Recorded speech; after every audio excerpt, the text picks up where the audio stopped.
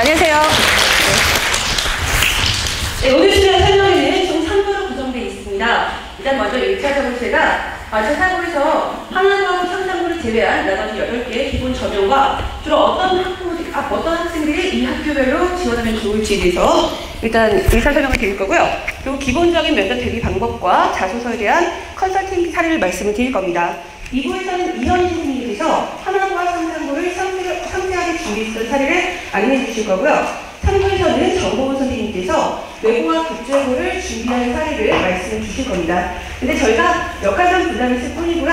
다들 외고와 자사고 준비반이 둘 다 준비해 있습니다. 그래서 이게 저도 외고하고 있고요. 정보원 선생님도 지금 자사고 대비하고 있으십니다. 그리고 궁금하시면 나중에 설명이 끝난 다음에 추가로 질문하시면 어디 말씀을 드리겠습니다. 네, 설명을 시작해보죠.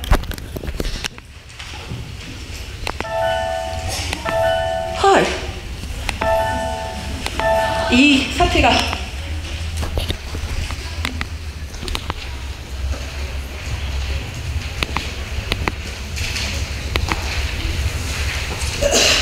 너무했다.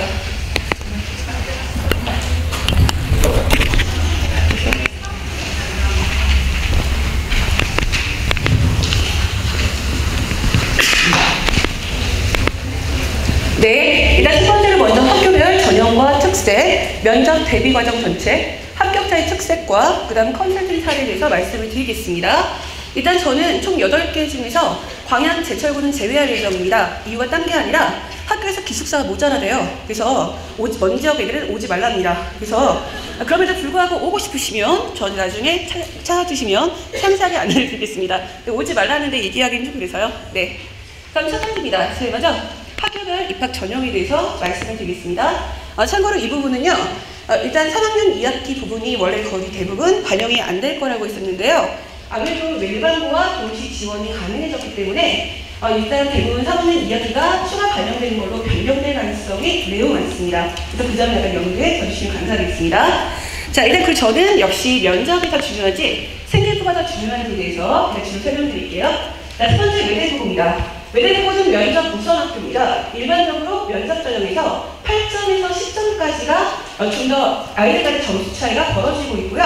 8점에서 10점이라고 하면요, 이게 어마어마한 점수입니다. 근데 문제는 이 학교의 경우 생기부를 많이 보는 편은 아닌데 학생들의 레벨이 높아요. 그러니까 강남 지역은 대원외고, 민사고, 외대부고 3개를 동시에 관리를 하고 있기 때문에 실기적 레벨이 높다 보니까 면접으로 커버하는 게 한계가 있습니다. 생기부의 기본 수준이 높으니까요. 그래서 작년에 일단 면접 준비했던 아이들 중에서 국제고에 붙은 아이가 저한테 얘기를 해주는데요. 선생님께서 갑자기 주위 딱 불러보더니 아니 얘가 어딨지? 이렇게 얘기를 하시는 겁니다. 그래서 누구 찾으시나 했더니 면접 과정에서 굉장히 눈에 띄는 우수한 학생이 있었는데 그 정도면 무조건 붙을 거라 생각했는데 애가 안 보이는 겁니다. 그래서 어디 갔지? 찾으시는 겁니다. 근데 애가 없으니까 결과적으로 하신 얘기가 생기부가 얼마나 개판이길래 라고 한탄을 하셨습니다. 바로 이게 올해 4월달 일입니다.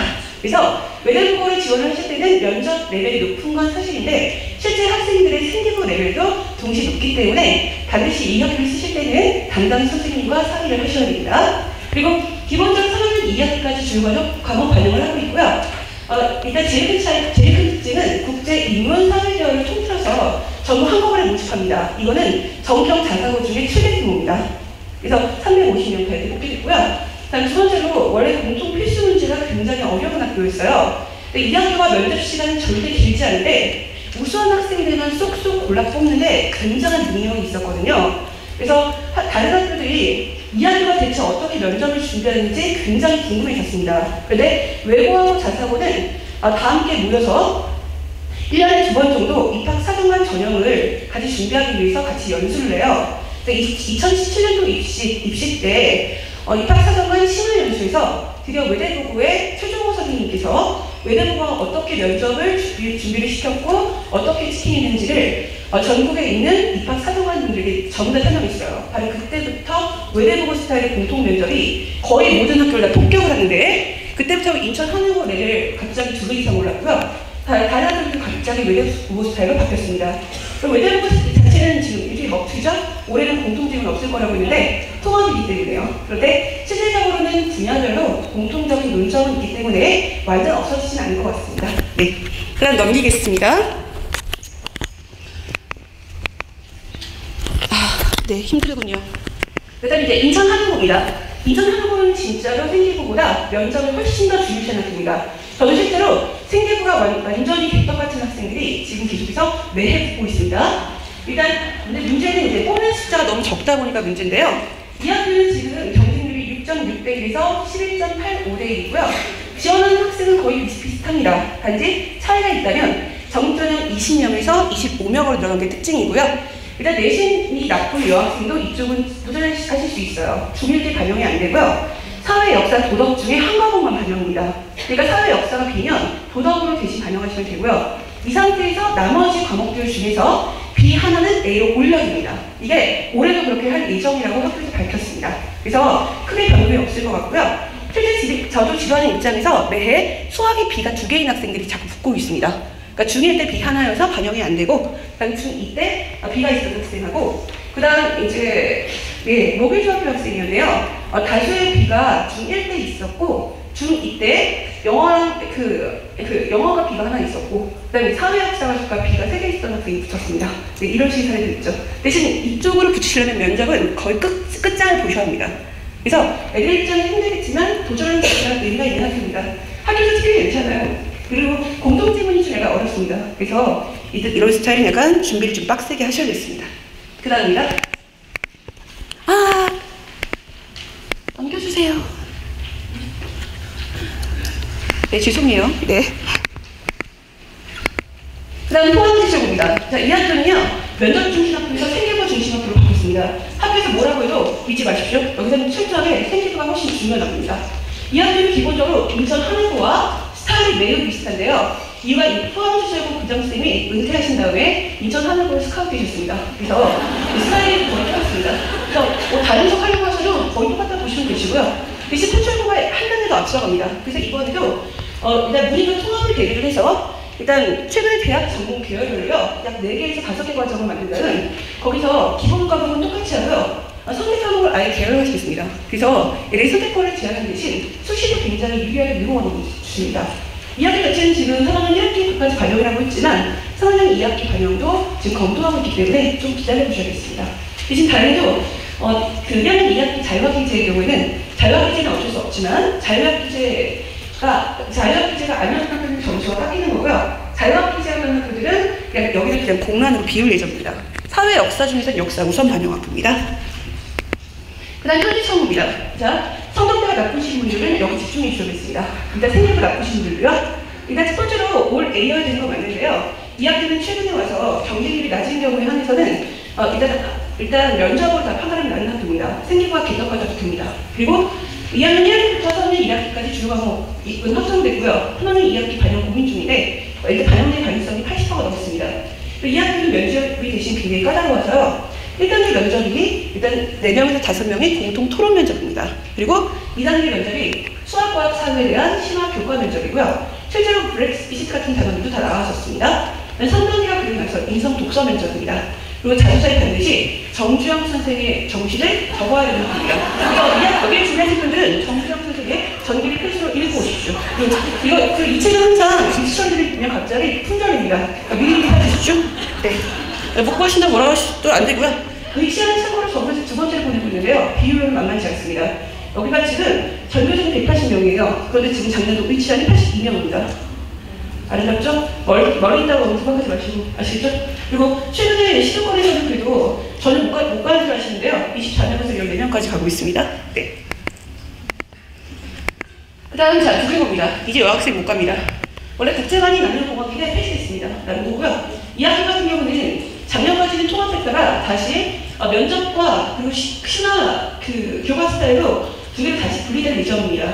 여기서 중요한 건 2개의 문제 전형은요, 면접 유형 전형으로 면접 점수가 2배 뻥튀기돼서 80점이고요. B 2개는 지워준답니다. 그래서 남학생들 같은 경우는 신경 쓰실 필요가 있으시고요.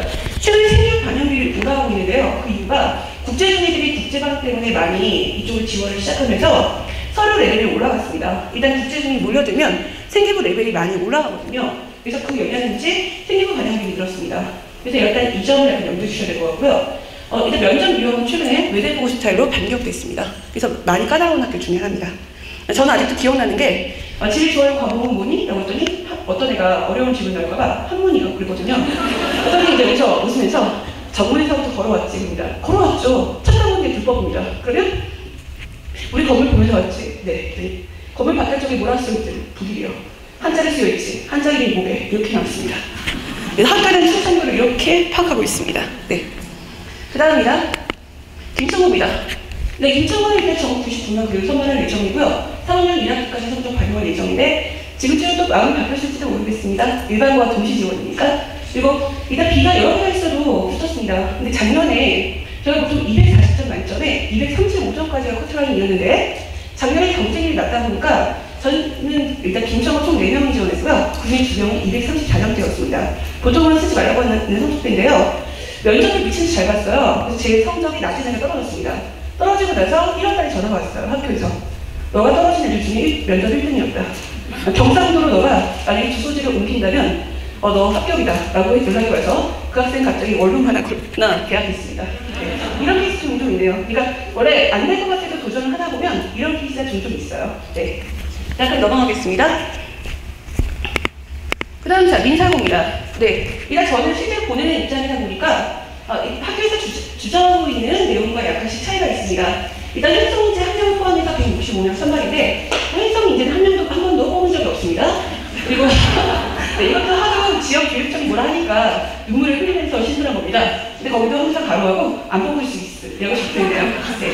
그리고 자 일단 지금 현재 봐서는요. 후기로 모집을 해야 될 것 같아서 3월 2학기 반영이 지금 확정이 됐고요. 그 다음 그 2학기가 425명 중에서 323명이 환산 점수가 99점이었습니다. 그러니까 감점이 있었다는 얘기예요. 그리고 98.45도 합격을 했다고 학교에서 5월달에 밝혔습니다. 그래서 일단 의외로 B가 한 5개 있는 애도 붙지 않았을까 짐작을 하고 있어요. 주요 과목도 의외시겠지만 포함입니다. 대신 이쪽을 쓰실 때 주의할 시점이 있는데요.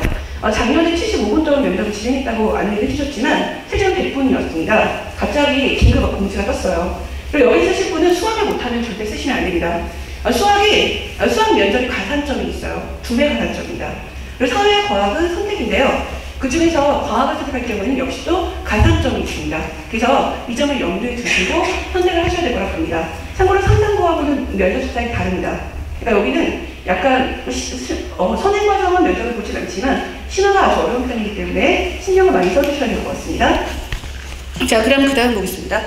일단 8번이 원래 광양 제출본인데요. 아까 말씀드린 대로 뺐습니다. 기숙사가 없어요. 네.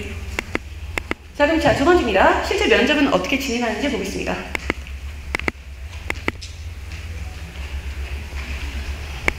자, 일단 실제로 면접이 진행이 될 때는요. 몇몇 담당 선생님들마다 많이 다른 편입니다. 특히 저 같은 경우는 스타일이 많이 다른 편인데요. 일단 저는 수업 시간에 첨삭이 거의 없습니다. 거의 없고 이메일 첨삭을 주로 하고 있고요. 학생들에게 1대1로 면담이 필요할 때만 한해서 제가 수업 시간에 아이들을 불러서 얘기를 합니다. 나머지는 전부 면접에 투입하고 있고요. 이렇게 하는 이유는 수업 시간에 작성을 열심히 해봤자 아이들이 자료를 찾을 시간도 없고 컴퓨터를 일일이 동원하는 것도 제가 볼때 비효율적이라고 보기 때문에 저는 지시사항을 다 일일이 다 내려주고 그 다음 집에서 연구를 해와라라는 입장입니다. 대신 면접 쪽으로 되게 많은 시간을 투입을 하고 있고요. 또 저는 과제가 많은 편입니다. 일단 1차적으로 첫 번째 수업 시간에 무조건 생기부 2를 가지고 오도록 하고요. 이걸 갖고서 생기부 컨설팅 소견서를 작성합니다. 그래서 작성을 해서 그 내용 다 분석을 하고요. 그 다음 중간에 장래 희망 바뀔 경우 대비해서 진로 설계에 추가로 들어갑니다. 그리고 자기소개 작성하고 면접을 하는데 면접은 내내 같이 진행을 하고 있습니다. 그럼 일단 실제 컨설팅 사례를 보여드리겠습니다. 문과 하나, 이과 하나 준비했습니다. 일단 먼저 항공우주공학자를 꿈꾸는 학생이에요. 정확하게는 비행기를 만들고 싶다고 했습니다. 이 학생의 경우에는 생활교육부 기지사항과 기본 면접을 첫 번째 시간 때 다 안내를 받았고요. 그 다음도 컨설팅 소견서를 작성해줬어요. 컨설팅 소개서는 사실 제가 강남에서 과외할 때 개발한 모델인데요. 한 면 안에 이제까지 모든 생기부 내용을 전부 요약해주고요. 그 다음 중3 때 채울 수 있는 부분과 그 다음 채울 때 어떻게 해야 되는지까지 다 일단 다 적어준다. 그리고 학생들마다 동일한 장래 희망도 있기 때문에 그게 겹치지 않도록 저는 일단 컨셉 독서 이런 것도 몽땅 다 분산시켜서 계산을 하고 있고요. 학생들 학교나 이런 데 맞춰가지고 진행합니다. 그래서 일단 자기소개서를 작성할 때 사실 그 주요 테마는 생기부에서 일부 내용을 가지고 온 경우가 많거든요. 대신 그걸 상세하게 묶어주는 건데요. 그 과정에서 애들이 자기도 몰랐던 생기부의 항목들을 발견하고 놀라워합니다. 일단 이 틀 자체는 자소서는 철저하게 학교생활 위주로 적어야 합니다. 그래서 그 틀 자체는 그렇게 묶어주셔야 하기 때문에 그렇게 일단 항목 분석을 하고 있고요. 이 학생은 문제가 있습니다. 비행기를 만들고 싶다고 했으면서 독서는 전부 파일을 하십니다. 지가 운전할 게 아닌데. 그래서 할 수 없이 제가 비행기 시대라고 해서요. 실제 비행기 역사라는 책과 하이브 도전하다라는 책을 일단 번역을 해줬고요. 그 다음에 줄어들어 세계 하이크 투자형 항공기라는 것과 추가로 몇몇 개의 발표를 추천해줬습니다. 이 학생 책의 장점은 한 학기에 한 번씩 자체적으로 수능문의 작성을 하는 건데요. 근데 막상 검토를 해봤더니 수능문의 주제가 거의 대부분 다 이과적인 연구가 아니라 문과적인 연구 불과했어요. 그래서 딱 전형적으로 딱 대화를 나누면 굉장하구나 싶었지만 하나는 까보면 탈탈 털리는 케이스입니다. 그래서 이 학생이 대표적으로 내세운 수능문이 비행기 이착륙 과정인데 말 그대로 날개가 접히고 바퀴가 내려온다 이런 식이었습니다. 그래서 제가 이건 아니라 본다 라고 해가지고 세탁이 들어갔습니다.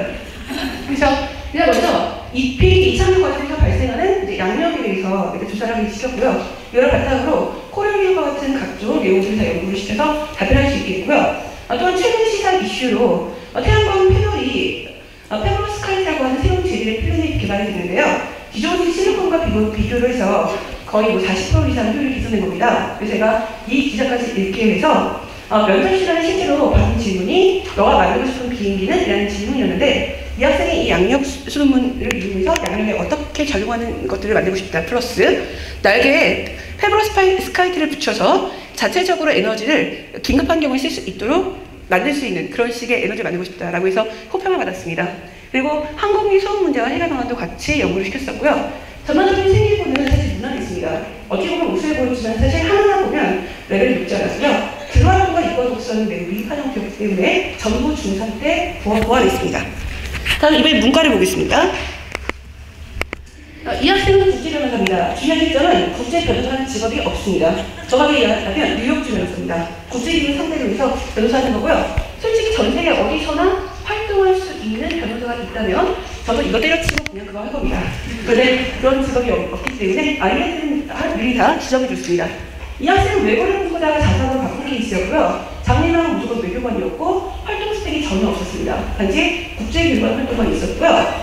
막판에 저한테 왔을 때는 갑자기 문화재에 관심이 생겨서 문화재 반환을 하고 있다고 얘기했습니다. 근데 문제는 분명히 그러면 너는 왜 외고를 같이 자사고 오냐라는 말이 나올 수가 있기 때문에 일단 국제기 결정을 변경했어요. 그래서 문화재 반환이나 아니면 개인 차원의 징용이나 징병 같은 이런 식의 일본 일제시대 청산을 위한 각종 사건들을 같이 동시에 처리하는 변호사로 컨셉을 잡았고요. 이와 함께 시민단체와 같이 연계를 해서 약자를 돕는 변호사로 설계를 변경했습니다. 굉장히 입안에서 하고 싶은 게 폭이 넓었기 때문에 아주 어려운 설계였어요. 근데 학생이 미친 듯이 잘 따라와줬습니다. 그래서 최근 일단 제일 처음 시작한 건 문화재를 시작해서요. 추가적으로 나중에 국제법까지 전부 연구를 시킨 케이스였고요. 특히 이 학생이 유일하게 문화재 관련된 스펙이 딱 하나 있었는데 중1 때 학교에서 다 함께 문화재 보존과학을 배웠습니다. 그래서 그걸 살려서 과학적인 요소도 살려야 하기 때문에 안녕한 소리 같은 대다수에 보존과학에 관련된 소논문을 한 3개 정도 쓰겠고요. 물론 수논문이라는 표현 대신 보고서를 배치했습니다. 그리고 문화재 반환 협약의 종류와 한계를 전부 연구를 시켜서 헤이글 협약부터 윤희정 협약까지 몽땅 다 저랑 같이 토론까지 했고요.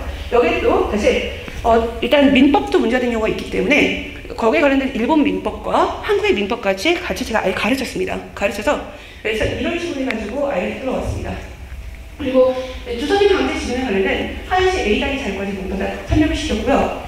또 실제로 이 학생은 일본어 위안부를 주제로 해서 사회사는 발표대까지 준비를 해서 우수하게 발표를 했고요. 그 경험을 전부 하나의 스토리를 묶어서 자소서를 작성했습니다. 생기부는 이 학생은 무난한 학생이었지만 자율활동은 상대적으로 우수했어요. 전교 9회장이었습니다. 잘 적혀있진 않았지만 그리고 진로관련 활동이 매우 부족했고요. 중3 때에서 스펙을 다 채워줬습니다. 그러니까 저희 학생이 원래 1월부터 3월까지는 프리미엄 CDP라고 해서 면접자리 선생님이 직접 주도하는 CD가 있습니다. 그리고 이제 2차로 5월달에 생기부 2차 세탁을 들어가고요. 7월부터 본인 특강인데요. 이 학생은 5월달에 통해서 뒤늦게 학교를 설득해서 자율 동아리를 같이 만들고 제가 그 활동을 다 하나하나 전부 지정해줬습니다. 그래서 이렇게 해서 그걸로 다 메꾼 케이스고요. 그것도 모자라서 같이 태그 스토리 만들고요. 이런 식으로 해서 태그를 전부 한 80%가 중3 때 지원했습니다. 이런 것도 의외로 가능합니다. 불가능하진 않습니다. 아쉬운 것 뿐이죠. 네. 그럼 실제 컨설팅 사례를 보겠습니다. 일단 아까 항공 우주과학 학생입니다. 네, 이 학생 실제로는 전체 페이지가 다 한국말로 전부 되어 있습니다. 전부 되어 있고 그중에서 일단 자유활동 같은 경우는 이 학생이 원래 에어컨 금장을 타는데 생기부에서 삭제가 될 예정이었기 때문에 이걸 약간 돌려주고 있었고요. 일단 이 학생이 생기부 스펙에 생기가 좋지는 않아서 전교 학생의 충고보다 이 정도였습니다. 근데 중1 건 잘 기억이 되는데 중2부터 완전 호적이었고요. 중3 때 한국교장과 전교 학생의 충고 부정은 절대 빼먹지 않도록 제가 나중에 아예 담임쌤께 낼 예정인 메모까지 전부 준비시킨 다음 선생님께서 올려주신다고 해서요. 그 메모까지 제가 전부 편집해줬습니다. 그러니까 저희 방침 중에 하나가 일단 그 월별로 해야 될 일들을 다 못한 다음 매뉴얼화한 다음 아이를 전부 지정을 해주고 이거랑 어떻게 기록을 해라 라고 다 지시를 하고 애를 메모를 다 준비를 해온 상태에서 제가 점검을 해주고요. 학교에서 그대로 올려주신다고만 얘기를 해주시면 제가 그걸 전부 편집해줬습니다. 바이트 수까지 맞춰서요. 3000바이트요. 그래서 이런 식으로 맞췄었거든요. 덕분에 제가 좀 아주 힘들었습니다. 그래서 어쨌든 이런 식으로 해서 다 일일이 다 지정을 해줬었고요. 동아리와 봉사활동 같은 경우는 이 학생이 국제 2개반 그리고 이제 푸스달. 근데 국제 2반 정체를 본인도 모릅니다. 예. 그래서 그냥 뭔가 가가지고 책을 읽고 같이 어디가 갔던 것 같아요. 어디 갈까 물었더니 카페에 갔답니다. 이런. 중2 때는 일단 과학반에 뭉쳐 들어갔어요. 이제 이 학생도 뭔가 문제를 두고 그리고 미국 자율동아리를 만들었는데 자율동아리가 뭐냐고 물었더니 수학 복습이랍니다. 근데 그게 안 적혀있어요. 뭐죠? 그래서 무슨 과목인지 전 몰랐습니다. 중3 때는 제가 시켜서 5월달에 새로운 동아리 만들었습니다. 원래 5월에 못 만들어요. 3월달에 만드는데 뒤늦게 2학기 때 등록하는 조건으로 미리 만들어서 활동을 시작했고요. 여기서는 일단 탄소 A 과학반이라고 만들어서요. 여기서 어떤 식 발표를 할지까지 다 제가 지정을 줬습니다. 그래서 이런 식으로 지도를 한 결과 이 학생들 중3 때 스펙을 전부 만든 케이스입니다. 봉사활동의 경우에는 중1 때 43시간, 중2 21시간이었고요. 어르신 봉사가 약간 장기적이었기 때문에 상지에서 별등을 받을 수 있도록 그 내용을 기억할 수 있도록 제가 아예 설득을 했고요. 담임선생님께 말씀을 드려서 장고에 사투 호텔 2주 동안 매일매일 방문했습니다. 그래서 결국 선생님께서 원하는 내용 다 적어주셨습니다. 애들이 스트레스를 많이 받겠지만 한 번 찾아가면 2줄이 3줄이 되고요. 다음 3번 찾아가면 3줄 반이나 운이 좋으면 12줄이 됩니다. 가장 성황 케이스는 20줄이 되는 거죠. 그래서 일단 애들이 스트레스를 받아도 갈굴만한 가능성이 있습니다. 네, 그 다음입니다. 실제 자주 작성 과정은 일단 저 같은 경우는 처음부터 시작하는 게 아닙니다. 거의 글쓰기 교실에서 배우면 되고요. 일단 기본적인 학습법과 생활습관 먼저 정리해보고요. 생기부에 있어 각종 활동을 먼저 정리를 시킵니다. 그 다음 내용이 시초되고 거의 대부분 부족하기 때문에 지도관의 연구 실적을 학원에서 쌓기 시작합니다. 그러니까 어머니께서 준비가 덜 됐습니다 라고 말씀하시는데 준비는 저희가 시켜드립니다. 대신 잘 따라와야 하고 결석하면 안 됩니다. 그 다음 학교별 자기 속에서 평가 기준이 9월에서 10월 이 사이에 확정이 됩니다. 이렇게 말씀드리면 이해를 못 하시는데 수학여행도 비법인 경우가 있습니다. 저희가 해외여행도요. 그 이유가 사회 경제적 지위를 시사하는 내용을 쓰는 게 불법이기 때문입니다. 그래서 해외봉사 비법인 학교도 있고요. 심지어 어떤 데는 해외 각종 학술회에 참여를 한 걸 써도 되는 학교도 있는가 하면 아예 언급도 하면 안 되는 학교들도 있습니다. 학교마다 굉장한 차이가 있기 때문에 전부 그걸 다 학교에 일일이 다 전화를 해서 학교쌤인 척하고 같이 고민하는 척하면서 애들을 지도하는데 애로사항이 많아요 운운하면서 여기서 그 내용을 구걸해서 받아냅니다. 그래서 이렇게 해서 그 내용이 확정되면 그 내용에 맞춰가지고 전부 편집을 들어갑니다. 그리고 나서 수정 작성을 들어가고요. 그 다음 개별 문답서 작성해서 80개에서 100개, 많으면 120개까지 문답을 준비시키고 있습니다. 실제로는 그래서 저 같은 경우는 최종안 작성이 좀 늦습니다. 일찍 만들어봤자 갑자기 기준 바뀌면 다시 다 뜯어 고쳐야 하기 때문입니다. 그러면 자, 실제 면접 훈련은 어떻게 하느냐? 일단 평상시에 인성문제별 면답도 계속합니다. 인성실 부담이 없기 때문에 애들 입장에서는 그냥 말하기 트레이닝으로 일단 시키고 있고요. 그리고 나서 슬슬 여기서 정리 끝나면 학위별 공통문답으로 어려운 내용 준비를 시킵니다. 그러면 어려운 문제들까지 포함해서 굉장히 고난이도 답변을 가능해지고요. 그 다음 3단계를 그러고 나서 단속 기반 문답은 평상시에 늘 하고 있습니다. 완성하기 전부터 우리는 문답을 동시에 하고 있어요. 그 학생의 소재에 맞춰서요. 그래서 자신이 없는 내용 빼버립니다. 저희가. 네, 그런 식으로 하기 때문에 단속 기반 문답은 막판에 가서 확 몰아쳐도 충분히 준비가 가능하고요. 진로하고 사회관련 최근 이슈 전부 탐색하고 있고 자세와 발성, 심지어 워킹까지 합니다. 그래서 저 같은 경우는 애들한테 워킹 따라서 똑바로 걸어 11자 걸음이야. 그래서부터 일단 8일 이상에 이런 식까지 하고 있습니다. 네, 별의별 다 하고 있죠. 그리고 의외로 똑같은 내용 될까봐 고민하시는 분들 많으신데요. 절대 똑같지 않습니다.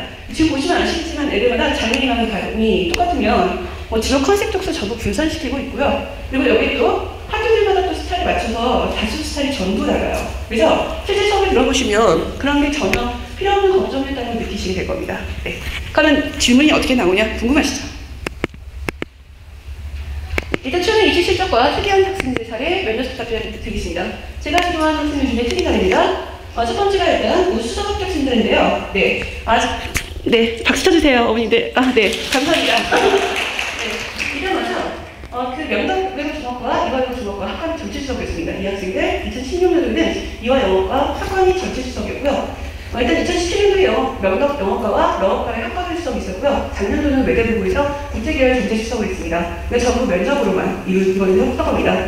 네, 이렇게 말씀드리면 어머니께서 완벽한 애들인가 하시는데 이 학생들의 공통점은 제 수험생들 중에서 탑 15위 안에 든 아이들이었고요. 진짜 탑은 없었습니다. 이 안에서.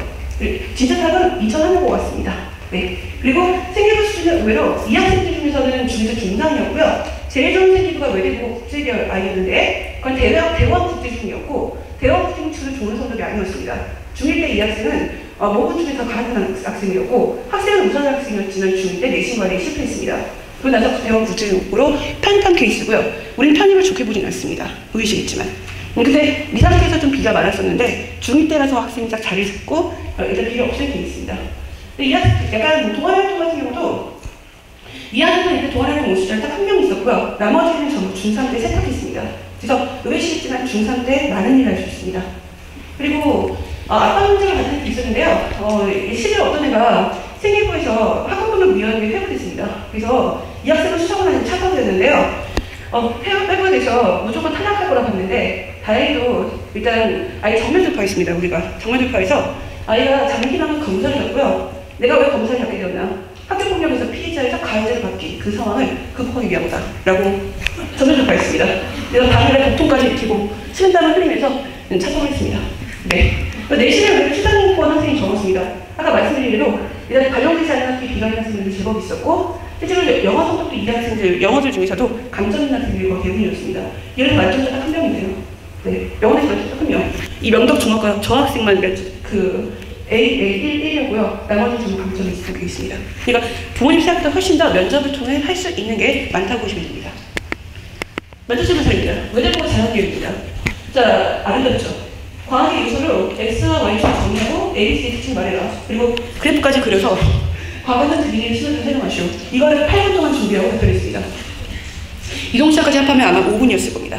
자, 이건 제가 지도한 학생은 이렇게 답변했습니다. 과학의 요소 중 제가 가장 크게 관심 있는 것은 바로 관측 가능한 사실과 그것을 체계화한 이론입니다. 일단 저는 과학의 발달과 함께 날이 갈수록 점차 X축에서 Y축으로 가면서 관측 가능한 사실이 더 많아질 것이라 보기 때문에 저는 X축을 사실이라고 보고 있습니다. 동시에 Y축은 이것을 체계화한 이론이라고 보고 있습니다. 그 다음에 이렇게 봤을 때 A는 이론은 앞서지만 관측 가능한 사실이 적기 때문에 고대 그리스의 자연 철학이라고 보고요. 다음 C의 경우에는 사실도 적고 이론도 적기 때문에 일단 과거의 생활과학을 보고 있습니다. 다음 B의 경우에는 이론과 사실이 좀 더 앞서고 있기 때문에 이론 물리학과 항공 우주과학을 볼 예정이고 D의 경우에는 일단 그 이론과 구조 같은 게 있기 때문에 실험 물리학이라고 가정하겠습니다. 제가 생각하는 발전 과정은 이렇게 움직이는 바로 양의 4차 함수 형태인데요. 그 이유는 과거에는 우리가 고대 그리스를 중심으로 해서 이론화의 앞장을 섰다가 점차 중세가 되면서부터 오히려 기본적인 원리인 과학이 실패하게 되었고 근대에 와서 다시 이론화 활동을 시작을 했다가 현대에 와서는 관측 가능한 사실까지 발달하게 되면서 좀 더 폭넓은 탐구가 가능하게 됩니다. 이런 식으로 답변을 했습니다.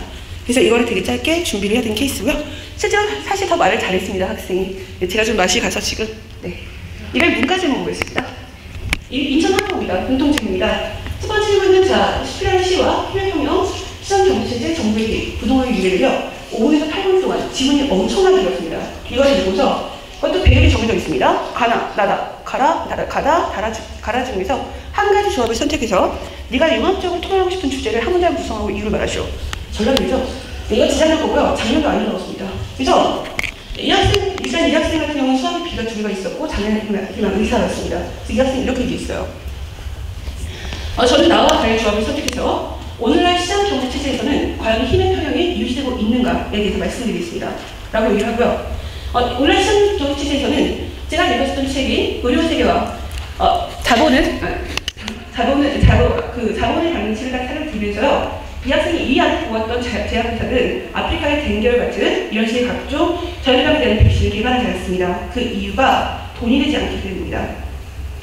물론 기업이 사적 이익을 추구하는 것을 비난할 수는 없지만 그럼에도 불구하고 기본적으로 이런 식의 의료 격차가 발생하는 것을 없애기 위해서 저는 다시 새로운 희생병을 만들어야 한다고 생각합니다. 따라서 이것을 위해서 저는 NGO와 WHO 같은 국제기구의 역할, 그리고 바람직한 기업 활동을 지원하는 소비자의 윤리적 소비와 그리고 투자자의 입장에서는 윤리 역시도 반영할 수 있는 투자 자세가 필요하다고 생각했습니다. 이런 식으로 얘기를 했습니다. 그래서 마지막으로 본인은 옥시 사태를 계기로 해서 옥시 불매에 접어들어서 대토를 하고 있지 않다 이렇게 얘기를 했었죠. 네, 약간 이런 식으로 짧은 시간에 답변이 가능을 해야 합니다. 그러면 기본적으로 의외로 각 분야별 공통 지식을 알고 있어야 하고요. 그 지식을 바탕으로 일단 언급을 하기 때문에 저희는 이 분야가 강의에 넣고 있습니다. 그래서 한 번 이 안에 기본 강의와 일단 자기소개서하고 진로사를 잘 하고 있는지에 대한 체킹, 그리고 면접 훈련 이 세 가지 동시에 하고 있기 때문에 매우 바쁜 커리큘럼입니다. 네, 여기까지가 일단 제가 준비한 가장 기본적인 사례였고요. 기타 개별 면접집으로는 별명은 다 나옵니다. 별명 다 나와서 일단 특히 이번은 질문 받은 학생은 지금 현재 외고 학생이었습니다. 수학적인 능력을 보여주기 위해서 이런 식의 내용도 적었는데요. 이게 지금 칸 아카데미에서 등장한 수학 인강이에요. 근데 이걸 내가 이렇게 번역했다라고 얘기했습니다. 근데 이런 식의 자기 개별 질문은요, 생각할 시간이 없습니다. 그러니까 보통은 1초 이내에 어른 답변을 구상해서 답변을 해야 하고요. 일단 한 문항당 정규 답변은 약 1분 이내입니다. 시간 좀 재고있고요. 시간이 끝나면 싹입니다. 나가셔야됩니다.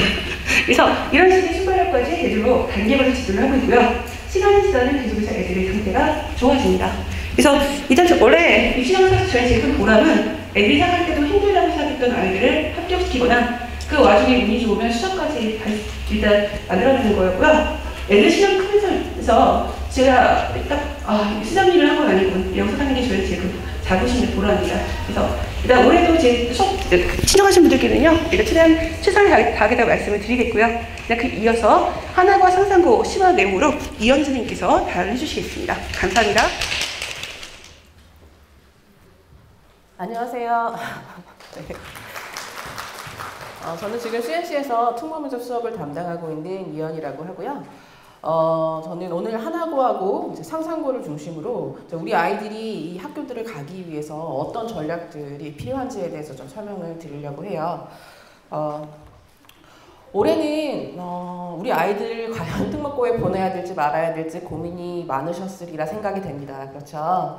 근데 이제 다행히 이중 지원이 허용이 되면서 초에 특목고 입학을 포기했던 친구들이 또 대거 몰리리라 예상이 되고요. 또 그래서 그런 만큼 조금 더 체계적이고 전략적인 준비가 필요하지 않을까 생각이 됩니다. 여기 사진 보이시나요? 수많은 학생들이 지금 스타트 라인에 서 있는데 유독 앞에 있는 한 학생이 보이시죠?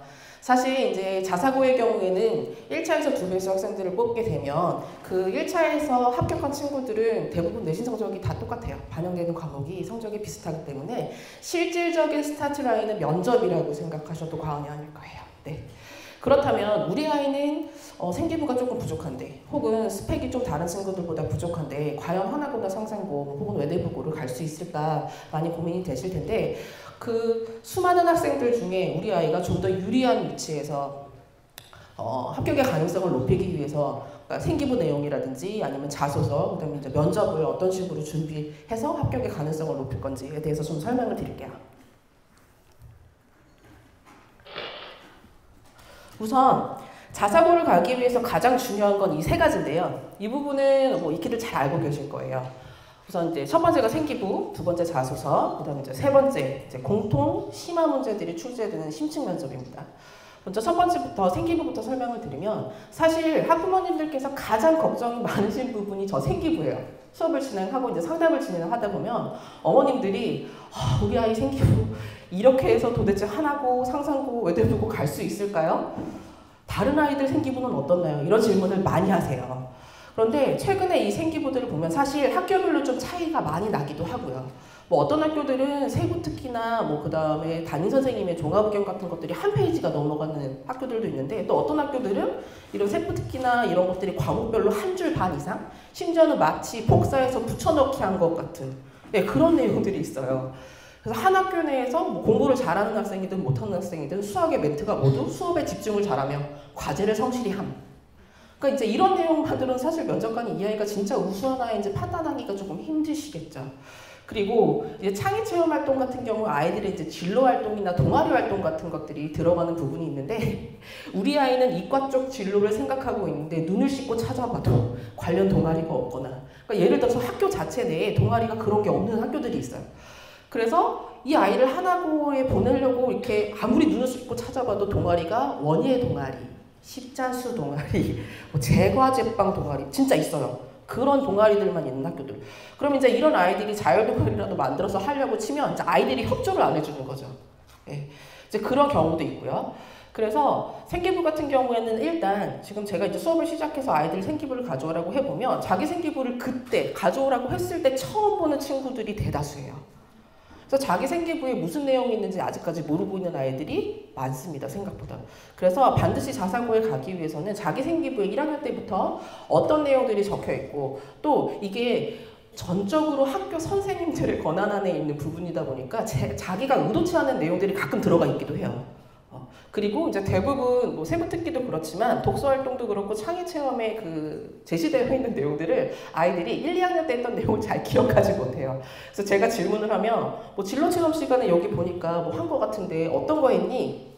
동영상을 본 것 같은데 기억이 나지 않아요. 라든지. 그렇기 때문에 반드시 자기 생기부에 어떤 내용들이 들어가 있고 혹은 부족한 부분들이 어떤 것들이 있는지 체크가 필요합니다. 그다음에 이제 자소서의 경우에는요, 이건 전적으로 이제 학생이 그 작성을 해야 하는 것이 맞고요.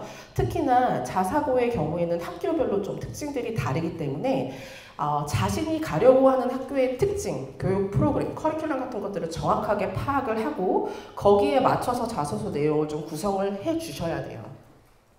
그래서 뭐 하나고는 뭐 자소서에 이런 내용이 들어가면 좋다더라, 혹은 상상고는 뭐 꼭 자소서에 수학과 관련된 내용이 들어가야 한다더라, 이런 거 이제 들어보셨겠지만 뭐 어떤 기본 폼이나 그런 것들이 있는 것이 아니라 사실 이 자소서는 면접의 가장 중요한 자료가 되기 때문에 우리 아이가 면접에서 최상의 컨디션으로 가장 자신 있게 이야기할 수 있는 내용들로 꾸며주시면 좋습니다.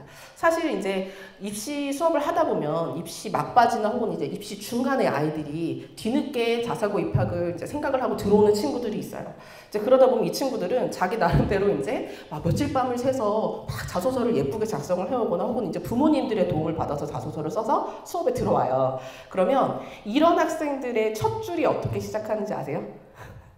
저는 어렸을 적부터 수학과 과학에 관심이 많아. 저는 어렸을 적부터 영어 말하기에 관심이 많아. 영어 동요 CD를 들으며 90% 이상이 이렇게 써가지고 와요. 그러니까 이게 자기소개서인데 사실 자기소개서는 A4에 한 페이지 정도 분량이 돼요.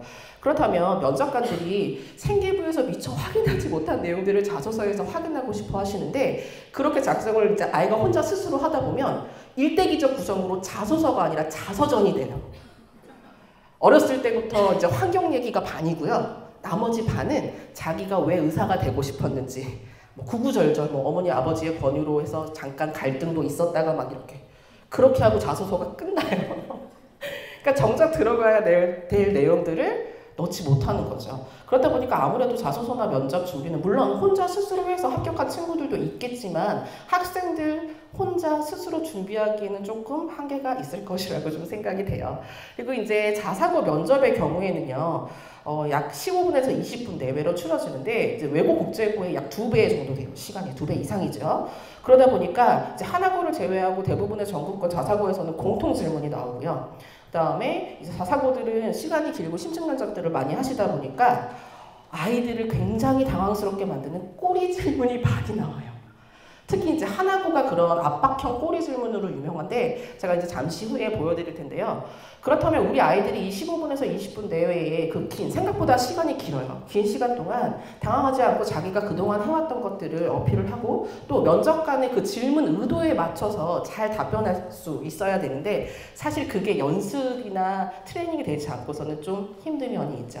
그래서 저희는 이제 수업 시간에 일단 아이들이 가고자 하는 학교의 특징을 파악하도록 하고 스스로 그다음에 이제 그런 커리큘럼이나 특징 교육 방향에 맞춰서 아이들의 그 목표 같은 것들도 좀 방향이나 이런 것들을 검토해서 구체적으로 설정을 하고 관련 활동들을 생기부부터 시작해서 이 아이가 1학년 때부터 해왔던 활동들을 전부 분석을 해요. 그래서 포트폴리오 형식, 포트폴리오 형식으로 만든 다음에 자소서에 데려올 내용들을 이제 선별을 하는 거죠. 그리고 이제 사실 여학생들이 좀 그럭저럭 말을 잘하는 편인데요. 그 남학생들 같은 경우에는 대부분의 대화가 3단어로 끝나요. 다 해결돼요. 네, 아니요, 모르겠어요. 집에서도 그러시죠? 오늘 학원 수업 어땠니? 재밌었니? 네. 선생님은 어떤 것 같아? 모르겠어요. 대답은 잘했어? 아니요. 고구마 10개 먹은 것처럼 답답하죠. 그러면 이제 이런 아이들이 나중에 그 면접장에서 그 무서운 듯한 인상을 가진 면접관들 앞에서 당황하지 않고 얘기를 하려면 그만큼의 집중적인 훈련이 필요하다라는 거죠. 그래서 이제 수업 시간에 우선 처음부터 어려운 질문을 하지는 않아요. 그래서 자소서에 어떤 내용들을 그 집어넣을 건지에 대해서 먼저 계획을 세우고 그걸 가지고 자기가 면접에서 최적화해서 이야기할 수 있는 내용들로 계속 단계별로, 수준별로 이제 면접 연습을 하게 됩니다. 이제 하나고 질문들인데요. 우선 질문을 한번 이렇게 쭉 보시겠어요? 사실 여기 이렇게 질문을 보시면 어떻게 아이들한테 저런 질문을 하나 저런 질문에 우리 아이가 정말 제대로 대답을 할 수 있을까 뭐 이런 걱정도 되실 텐데 사실 제가 여기에 지금 보여드린 질문은요 저희 반 학생들이 받은 질문 중에 가장 착한 질문들로 골라왔어요. 네. 그러니까 이거보다 더 어려운 질문들도 있었고 정말 면접관이 작정하고 우리 아이를 떨어뜨리려고 이런 질문을 했나 싶을 정도의 그런 정말 당황스러운 질문들도 많이 하시는데 그 하나고 같은 경우에는 이제 저는 매년 한 10명 이상의 합격생들을 배출을 하고 있는데요. 이 녀석들의 이제 면접이 끝나면 이제 분석을 해봐요. 그랬을 때 아까 저희 이제 소장님도 말씀을 하셨지만 정말 변수가 많은 학교예요. 사실 한 3년 전까지만 해도 하나고라고 하면 이과 쪽 진로를 가진 아이들이 좀 유리하고 그 다음에 이제 스펙이나 이런 것들이 많은 아이들이 유리하다 이렇게 알고 계셨을 텐데 최근 1, 2년 사이에는 그런 것들이 조금 많이 무너졌어요. 그래서 작년 경우에만 봐도 전교 1등에 정말 화려한 스펙을 가졌던 아이가 떨어지고 전교 50등 정도 되는 아이가 붙고 같은 학교에서 이런 일들이 벌어졌어요. 그래서 또 이제 하나고 같은 경우에는 이제 면접관들의 스타일에 따라서도 아이의 그 질문의 난이도나 분위기가 굉장히 달랐어요. 저희가 사실 부모님을 선택해서 태어날 수 없는 것처럼 저희가 아이들이 면접관을 선택해서 면접을 볼 수 없거든요. 그런데 이제 하나고의 경우에 어떤 방은 분위기가 굉장히 좋아서 아이가 긴장하는 것 같으면 괜찮아. 긴장하지 말고 다시 얘기해봐. 그래서 다시 기회를 주시기도 하고 분위기가 굉장히 좋았다고 얘기하는 아이들이 있는가 하면 반면 또 어떤 방은 아이가 들어갔는데 들어가자마자 세 분이 자기를 정말 죽일 듯이 노려보시더래요. 막 다리가 막 덜덜덜덜 떨리고 너무 무서워가지고 면접을 자기가 어떻게 보고 나왔는지 모를 정도로 정신이 하나도 없을 정도로 세 분이서 계속 아이를 공격했다라는 거죠. 근데 물론 분위기가 좋았다고 해서 다 합격한 건 아니었고요. 선생님 저 면접 망한 것 같아요 했는데 합격한 경우도 있어요. 네. 그렇기 때문에 우리가 하나고를 준비하는 학생들이라면 사실 이런 변수들을 모두 생각하고 하나부터 100까지 철저하게 굉장히 꼼꼼하게 준비를 해야 된다는 거죠. 첫 번째 질문은요. 인공지능 개발자를 이제 진로로 설정하고 자소서나 이제 면접을 봤던 친구인데요. 이 친구는 생기부가 제가 봐도 인공지능 개발자가 꿈인데 정치나 경제 관련된 활동들이 정말 많았어요.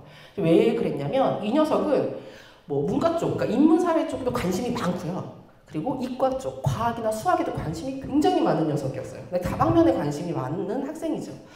이제 그런데 이 녀석이 1, 2학년 때는 막 정치와 경제에 꽂혀가지고 토론할 활동부터 시작해가지고 뭐 보고서 작성, 소논문부터 시작해서 정말 2년 동안이 거의 정치나 경제 쪽 관련된 활동들로 채워져 있었어요. 그래서 이제 제가 그 생기부에서 그런 내용들을 캐치하고 미리 사실은 이런 부분들은 연습을 시켜요.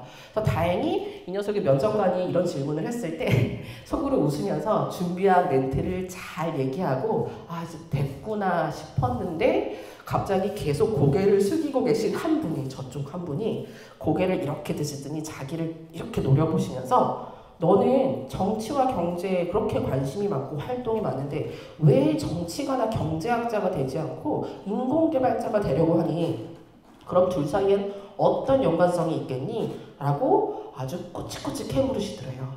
그래서 이제 이 녀석이 물론 이제 그런 것까지 수업 시간에 모두 연습이 되어 있는 상태이긴 했어요. 그래서 순간 당황했는데 이제 이 녀석이 준비한 대로 어떻게 이야기를 했냐면 사실 인공지능이라는 게 기계이고 공학 분야이긴 하지만 인간이 만들고 인간이 쓰는 것이다.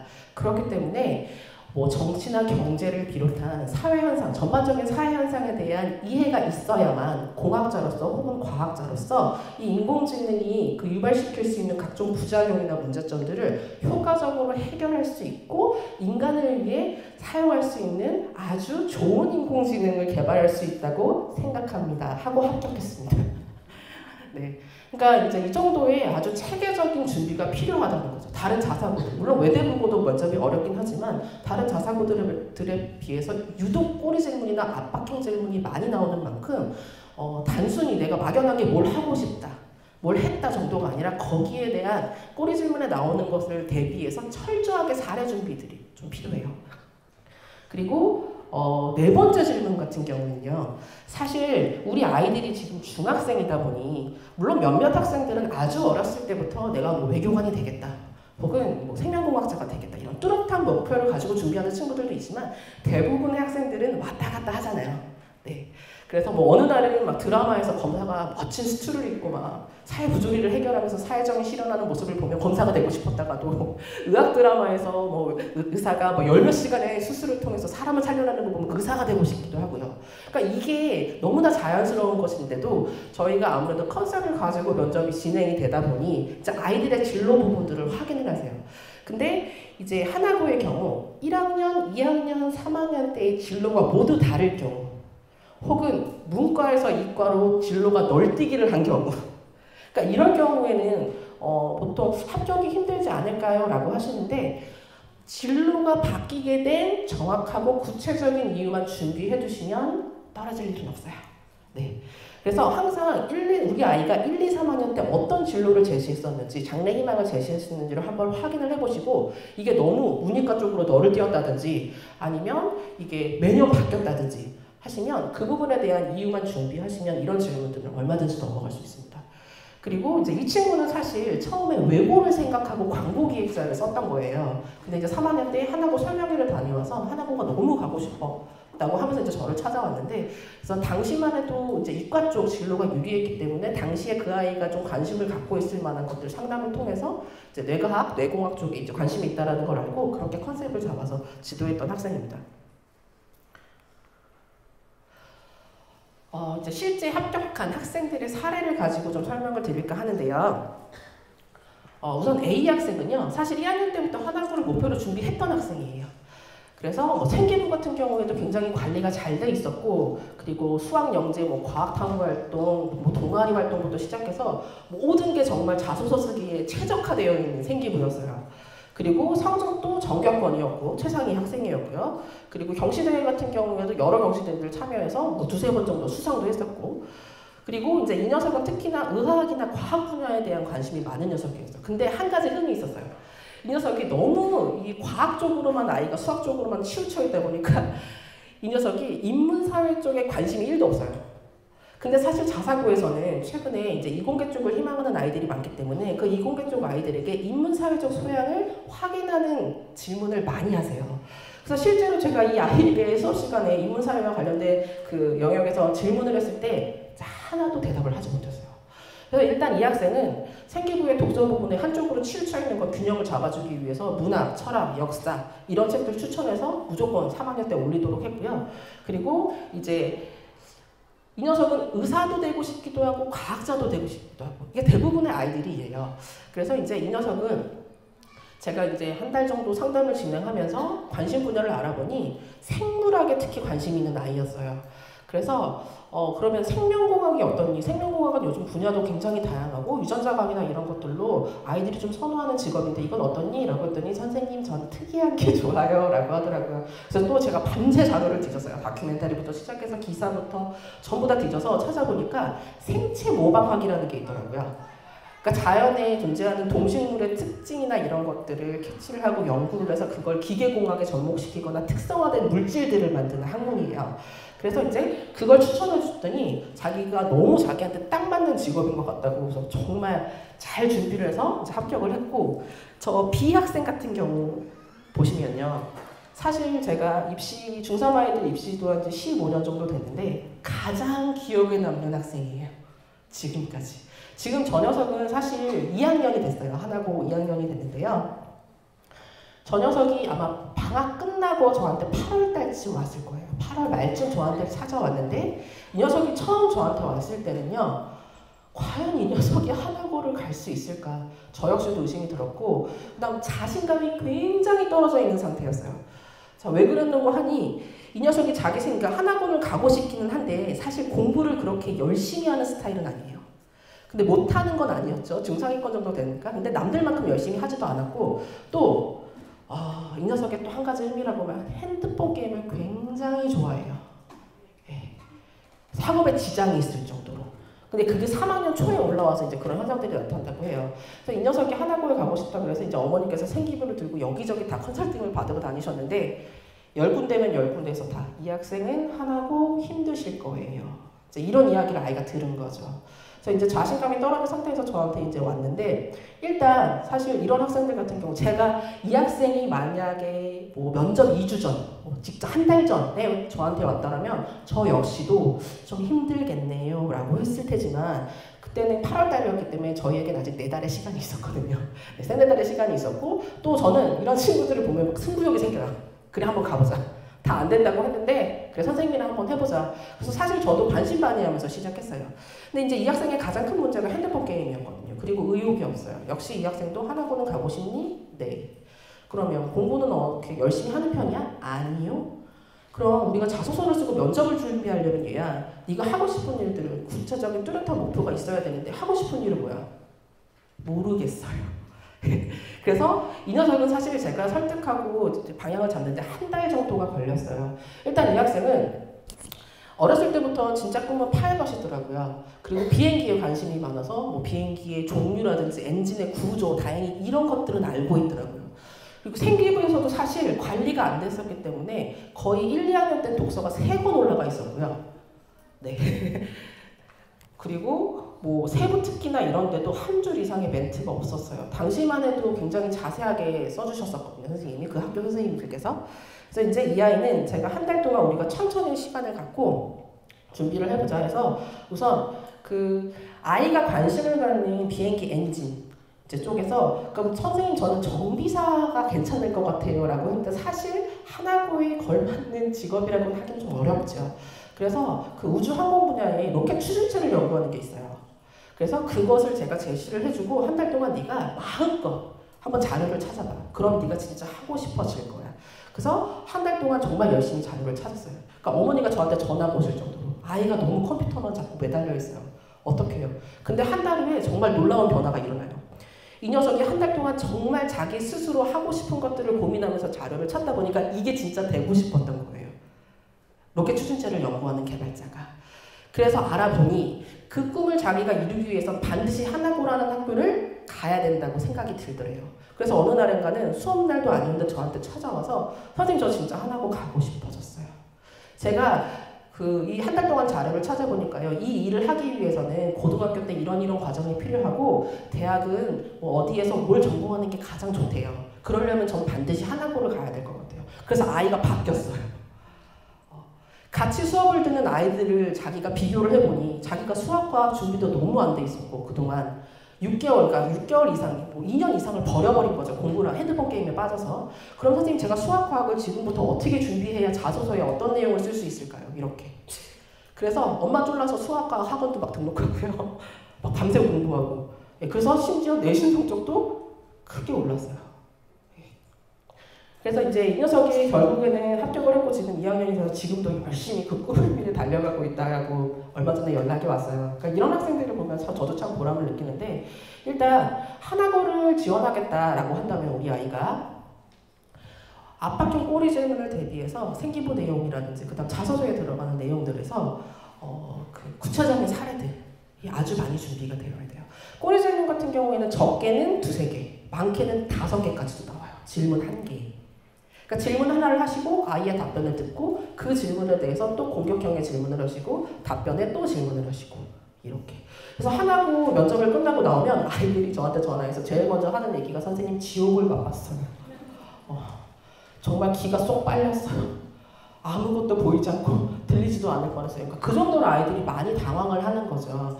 그래서 이제 그런 상황에서 우리 아이들이 자기가 3년 동안 열심히 준비해온 내용들을 면접관들에게 어필하기 위해서는 혼자 준비해서 좀 힘드실 거예요. 더 체계적이고 완벽한 준비가 필요하겠죠. 다음은 상상고인데요. 상상고 같은 경우에는 이제 면접을 볼 때 방을 2개를 나눠서 면접을 보세요.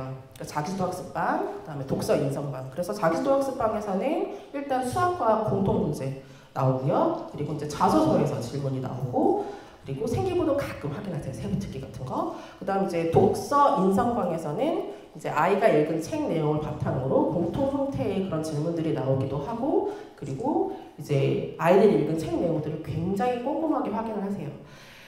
사실 상상고를 지원하는 녀석들의 가장 큰 고민은 수학과 면접이에요. 상상고를 지원할 정도의 실력이 되는 아이들은요, 사실 수학, 과학 잘해요. 그런데 이제 이 아이들이 왜 이 면접에 부담을 느끼냐면, 평소에는 문제집을 보고 그냥 들이다 풀기만 했는데, 그래서 답을 맞추기만 하면 되는데, 면접장에서는 질문을 듣고 풀이 과정을 말로 설명해야 되거든요. 그러니까 이것들에 익숙하지가 않기 때문에 일단 아이들이 겁내하는 거죠. 그래서 사실 상상고 아이들을 지도하다 보면 자소서 면접도 자소서 면접이지만 그 수학과학 면접을 걱정을 굉장히 많이 해요. 그래서 사실 수학과학 면접을 따로 준비해 보시는 것도 정말 도움이 많이 되실 거고요. 그리고 저 같은 경우에는 일단 이 아이들이 사실 수학과학을 잘 하지 못해서 이 문제를 풀지 못하는 게 아니에요. 그리고 이제 이 상상고의 수학과학 면접 같은 경우 뭐 고등 선행에 아주 어려운 내용이 나오거나 그런 게 아니라 중등 심화 정도만 잘 되어 있다면 누구든지 풀 수 있는 문제. 그런 문제들인데 아이들이 당황해서 그런 것들을 제대로 듣지 못하거나 아니면 이제 풀이 과정을 잘못 말한다거나 이제 이런 데서 실수가 벌어지는 거죠. 그래서 그동안 풀었던 문제집들, 3년 동안 공부했던 내용, 뭐 수학과학의 기본적인 개념이나 원리 이런 것들부터 일단 저는 정리를 시켜요. 그리고 이제 저도 수업 시간에 아이들이 풀었던 문제집들 들고 오라 그래서 제가 질문하고 아이들이 이제 풀이 과정을 연습할 수 있도록 그런 시간들을 마련을 해서 이제 논리적 오점이 있는 것들 같은 경우에는 피드백을 해주고 이제 이런 식으로 진행을 하고요. 또 이제 상상고 하면 두 번째로 아이들이 걱정이 많은 게 독서 면접이에요. 사실 이제 여학생들의 경우에는 사실 상상고는 생기부가 조금 약하다 그러면 합격하기 힘들었어요. 왜냐면 경쟁률이 좀 있기 때문에. 근데 남학생들의 경우에는 사실 독서가 1학년 때 비어있거나 혹은 1, 2학년 때 5권 미만이거나 이래도 합격하는 사례가 많습니다. 네. 근데 문제는 우리 아이들이 지금 한번 집에 가서 확인해 보세요. 1학년 때 읽었던 책, 2학년 때 읽었던 책 제목도 기억하지 못할 거예요. 네. 그런데 지금 여기 이거는 이제 작년의 질문인데요. 상상고 같은 경우에 독서 부분을 굉장히 깊이 있게 확인하세요. 그래서 단순히 자기가 읽었던 책의 줄거리나 느낀 점만을 정리해서는 절대 이런 질문에 답을 할 수가 없죠. 그리고 형태가 매년 조금씩 바뀌어요. 그러니까 작년 같은 경우에는 남학생들과 여학생들의 질문이 달랐는데 일단 공통적인 건 제시문을 주고 그 제시문과 관련된 질문을 하신 이후에 그 답을 자기가 읽은 책 2권을 근거로 들어서 설명하도록 했어요. 그러니까 책을 제대로 읽지 않으면 답변할 수 없는 그런 질문들이 되겠죠. 그래서 상상고를 지원하는 학생이라고 하면 일단 수학과 그동안 공부했던 내용들 차근차근 정리해서 구술로 풀이 과정을 말하는 연습 필요하고, 그리고 이 아이가 1학년 때부터 생기부에 기록했던 독서들을 뭐 작가의 의도도 파악해보고, 그리고 그 책 속에서 우리가 엿볼 수 있는 문제점들이 실제 우리가 살고 있는 사회에서는 어떤 식으로 반영돼서 나타나는지 이런 것도 연계지어서 생각해 볼 필요가 있어요. 그러니까 그런 식으로 정리를 해주시면 될 것 같아요. 상상고 학생들은 이제 수학이나 과학은 굉장히 잘해요. 그런데 이제 다른 자사고를 준비한 학생들과 달리 이 녀석들은 말하는 걸 좀 어려워해요. 더 어려워하는 건 글 쓰는 거예요. 그래서 사실 상상고 학생들은 제가 지도를 할 때 자소서부터 시작해서 면접까지 다 하나하나 코칭을 하는데 특히 이제 상상고 남학생들 중에 가끔 숫기가 없는 녀석들이 있어요. 수학과학은 너무 잘하는데 저하고 한 달 동안 눈도 못 마주쳐요.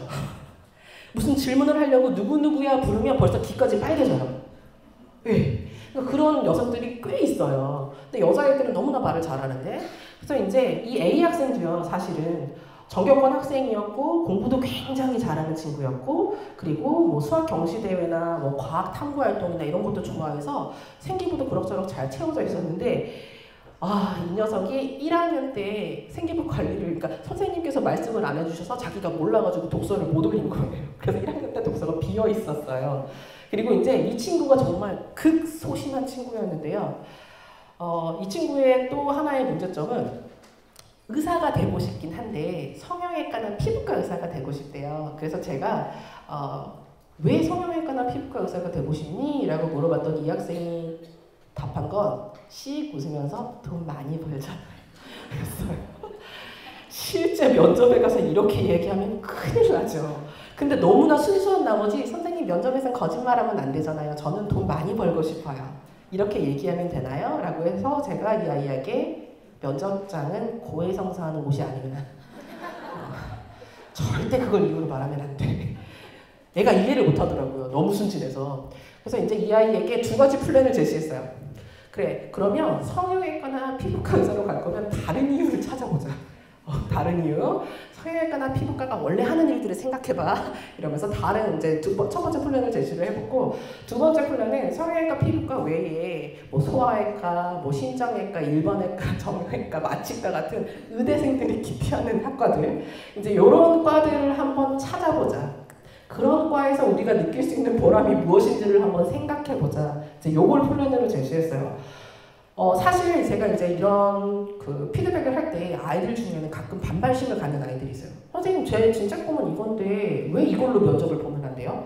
물론 그 자신의 진짜 꿈을 가지고 면접을 갔을 때 꼬투리가 잡히지 않고 제대로 답할 수 있으면 가도 돼요. 그런데 진짜 꿈을 가지고 면접관을 만났을 때 이런저런 꼬투리가 잡힐 것 같다 그러면 살짝 면접이 끝날 때까지만 다른 직업으로 갈아탔다가 면접실 문 닫고 나오는 순간 다시 자기 걸로 가면 돼요. 네, 그래서 지금 이 학생도 2학년 학생인데요. 열심히 성형외과 피부과 의사를 목표로 공부하고 있어요. 상상고에서. 네. 그리고 이제 B 학생은 이제 아주 일반적인 상상고를 지원하는 남학생들 중에 일반적인 학생인데 성적은 그렇게 최상위권은 아니었고 심지어 이 학생은 수학 면접 5단계에서 2개를 틀렸어요.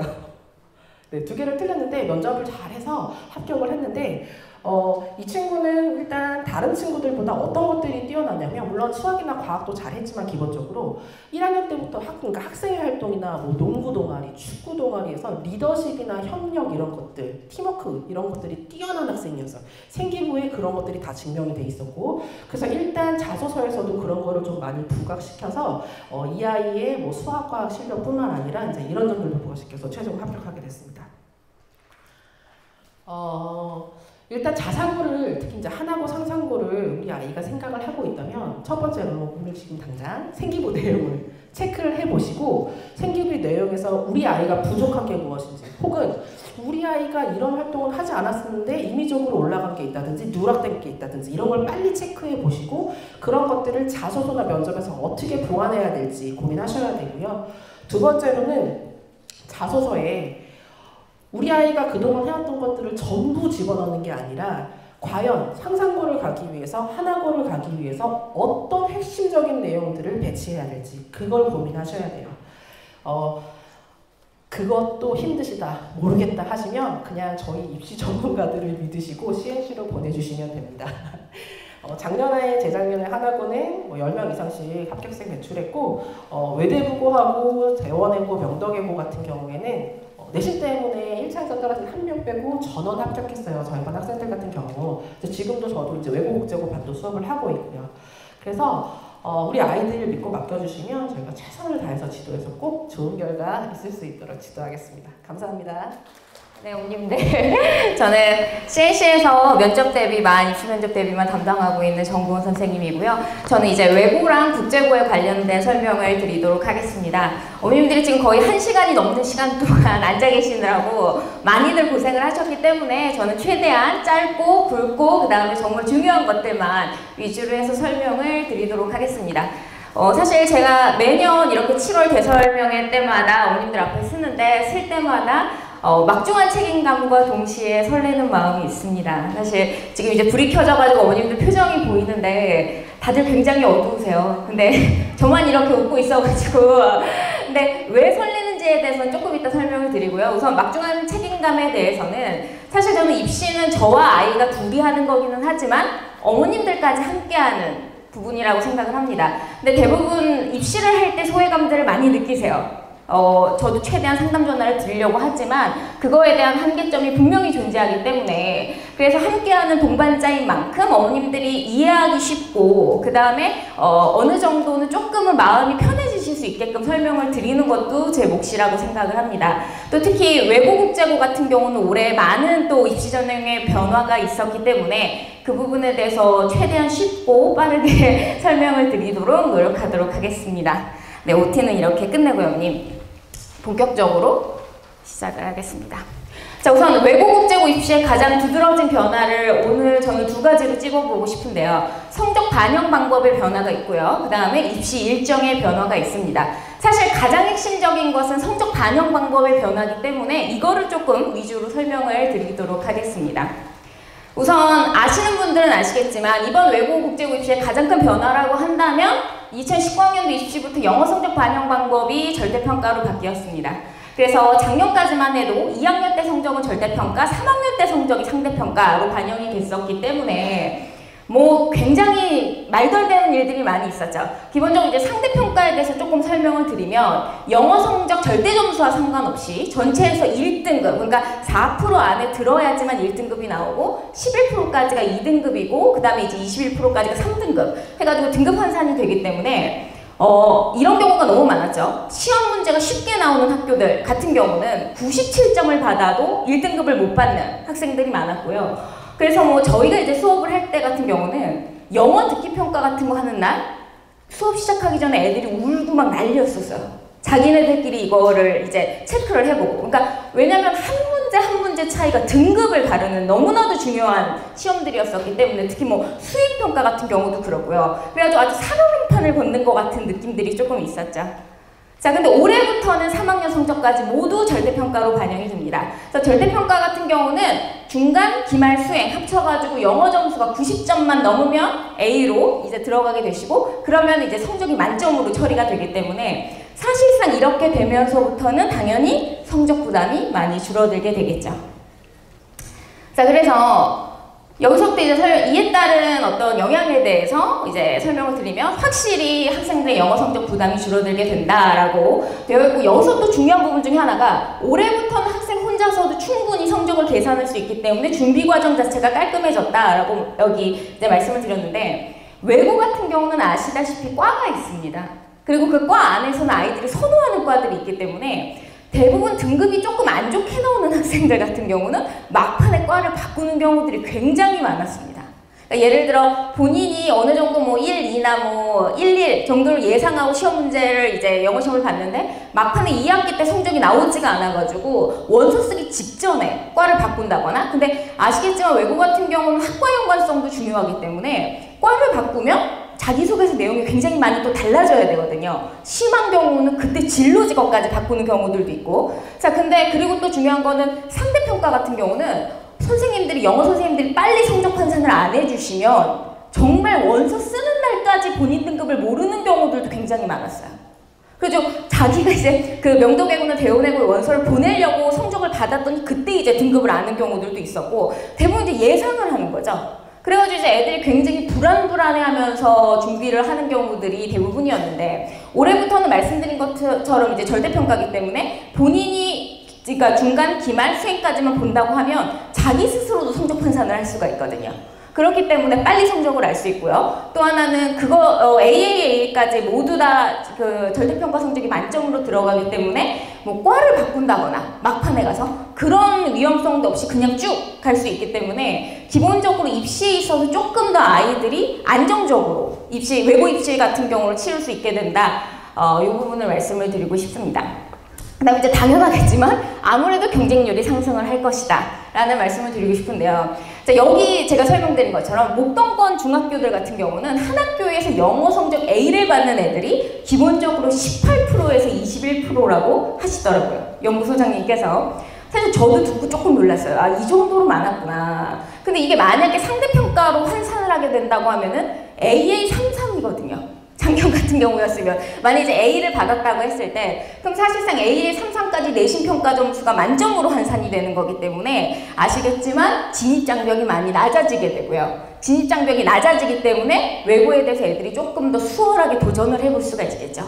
예를 들어 어머님들이 상상하실 수 없겠지만 그런 경우도 간혹 있어요. 어떤 경우가 있냐면 자기가 외고를 생각하고 준비를 하고 있었는데 몇몇 애들 같은 경우는 상대평가 때 같은 경우 등급이 잘 안 나와서 예를 들어 모길중이나 뭐 이런 데 같은 경우는 뭐 95점만 받아도 3등급이 나오거든요. 예전엔. 그래가지고 거꾸로 하나구나 외대부고 쪽으로 돌리는 애들도 있었거든요. 그러니까 예를 들어 생기부가 좋고요. 그 다음에 이제 본인이 조금 스펙들을 쌓은 경우들 같은 경우는 외고를 준비하다가 거꾸로 이제 정권 자석으로 생각하는. 왜냐면 그쪽들은 옛날부터 절대평가 점수였기 때문에. 근데 이제 올해부터는 외고 같은 경우도 다 절대평가로 들어가기 때문에 그런 부분에 대해서는 당연히 유입되는 학생들이 꽤 있을 거라고 생각이 듭니다. 네. 자, 그 다음에 그렇기 때문에 동점자가 많을 것을 대비해서 교육청에서 내놓은 대안이 이제 국어와 사회 점수를 반영을 하는 겁니다. 그래가지고 이제 또 어머님들 머리가 조금 복잡해지시죠? 아, 이제 그러면은 국어, 사회까지 신경을 많이 써야 되는구나. 자, 결론부터 말씀을 드리면요. 기본적으로 이제 국어사회가 들어가기 때문에 국어사회가 모두 신경을 써야 되냐 하면은 저는 개인적으로 반은 맞고 반은 틀리다고 생각을 합니다. 우선 기본적으로 당연히 3학년 국어사회 성적을 어느 정도는 관리를 해주셔야겠죠. 왜냐면 예를 들어 AAA가 나왔을 때 동점자가 지나치게 많을 경우 3학년 2학기 국어부터 반영이 됩니다. 그래서 3학년 2학기 국어, 3학년 2학기 사회, 그 다음에 3학년 1학기 국어, 3학년 1학기 사회, 그 다음에 이제 2학년 2학기 국어 이렇게 이제 반영이 되시기 시작하는데요. 개인적으로는 물론 당연히 신경을 써야겠지만 어느 학교 어느 과를 쓰느냐에 따라서는 조금 달라지실 수 있을 것 같아요. 물론 여기 대다수가 어머님들이시기 때문에 말씀을 드리자면 집에 가서 아이한테는 당연히 국어사회까지 열심히 공부해야 된다고 말씀을 해주셔야겠죠. 근데 예를 들어 만약에 3학년 때 성적이 조금 삐끗한 경우가 있다고 하더라도 벌써 진즉부터 국어사회 성적이 들어가는데 여기서 성적이 안 나왔으니까 우리 애는 포기를 해야 되나? 라고 생각하실 필요는 없을 것 같다는 거죠. 자, 왜 그러냐면 기본적으로 재작년부터 경쟁률이 떨어지고 있습니다. 저는 저출산의 여파를 제가 일하는 CNC 학원에서부터 느끼고 있어요. 그러니까 사실 외고나 국제고 인기 자체가 약간 줄어든 것도 있지만 전반적으로 저출산 여파 때문에 재작년부터 전국권 자사고부터 시작해서 외고 국제고까지 경쟁률이 많이 떨어지고 있습니다. 그래서 사실 말씀드린 것처럼 진입장벽이 낮아져서 쓰는 애들은 당연히 늘 수 있겠지만 그렇다고 전국권 자사고처럼 막 7대1, 8대1, 또 뭐 5대1 이런 식으로 경쟁률이 확 늘 거라고는 예상되지 않거든요. 그래서 보시면은 작년에 명도계고 러가 같은 경우는요. AL 3, 2까지가 붙었습니다. 근데 얘보다 성적 더 낮은 애가 붙었을 수도 있어요. 왜냐면 지금 제가 데리고 있는 애들을 기본으로 말씀을 드리는 거거든요. AL 3이면 옛날 같으면 아예 쓸 생각도 못했었던 성적이었었거든요. 그 다음에 2와 중어는 BA 1, 2까지 붙었고요. 여기서 BA 1이면 B가 하나 나왔다는 것 자체만으로 사실 옛날에는 아무리 2화더라도 이건 조금 힘들지 않겠냐. 왜냐면 B는 어머님 3등급 못지않게 점수가 많이 깎이는 점수였었거든요. 그래서 마이너스 4점이었기 때문에 거기다 2등까지 있어서 마이너스 1.6까지 더해졌고요. 명도 도곡과도 지금 AA 13까지 제가 데리고 있는 애까지 무난하게 붙었습니다. 근데 이거보다 더 낮은 애들도 붙었을 수도 있어요. 제가 데리고 있질 않았어가지고 모르는 건데 전반적으로 말씀드리고 싶은 거는 경쟁률이 하락하면서 성적 커트라인이 많이 유해졌기 때문에 몇몇 특정 낮은 과들 같은 경우는 국어나 사회 성적 반영 가기 전까지 그냥 영어 성적만으로도 대충 애들 한 2대1 정도 경쟁률 만들어서 면접을 보게 될 가능성도 크거든요. 그래서 전반적으로 남은 시간 동안 준비는 당연히 하시되 결국 제일 중요한 거는 영어 성적이다. 이거를 꼭 말씀을 드리고 싶습니다.